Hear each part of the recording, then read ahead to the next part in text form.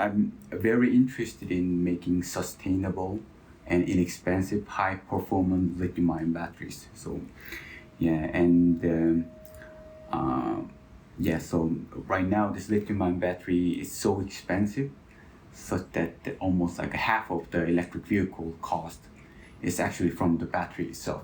And to be a bit more specific, I am interested in so-called cathode materials in the lithium-ion battery, but among many other components.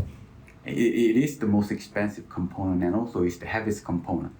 So almost like 40% of your total battery cost just simply comes from this cathode material, and the remaining 60% is taken by the other. Mm-hmm. And also it's like 1/3 of the total weight of the battery comes from the cathode material.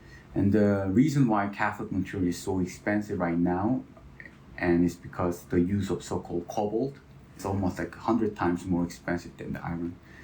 And then it's currently mined in the Republic of Congo, but unfortunately by extorting small children. Okay. So in the current lithium-ion battery field, both academia and the industry, they are interested in making cobalt-free cathode materials to make cobalt-free lithium-ion battery, right? Because then your battery would be more sustainable, more moral, and then cheaper as well. So in that sense, I've been making so-called cobalt-free cathode materials. Okay, cathode, initially if you make their powders, cathode is like let's say lithium transition metal oxide powder in general. The anode is the graphite, for example. Yeah, you can make for example, one powder to have a different microstructure, for example, different particle size, different shape, make it a polycrystalline or make it single crystalline. It's really tracking how these chemicals react to form different phase during synthesis become very critical for both the performance of the battery materials and also just to think about this as a production cost of these materials. There's a lot of interesting, let's say, characterization tool, and then material characterization really plays an important role in the understanding the behavior of new battery materials. So I believe the MIAM will play an important role for my research.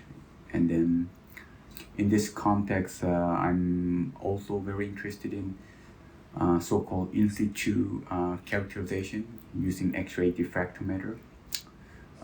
So basically, like typical X-ray diffractometer basically is static. So basically, you have a powder or film, and then these materials are not under operation condition, right? They're just there, right? But now the in situ X-ray diffractometer can basically track the evolution of the phase and the material structure during, let's say, for example, battery cycling or during material synthesis.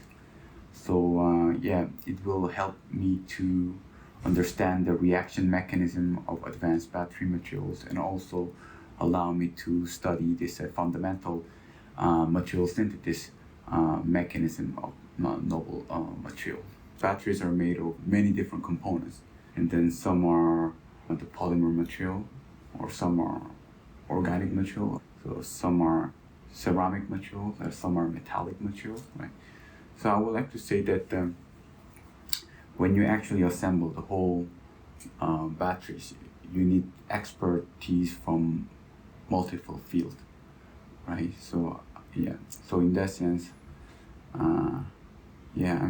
I'm very open to discussing this possibility of other professor who has good idea that might be applicable to the battery field as well.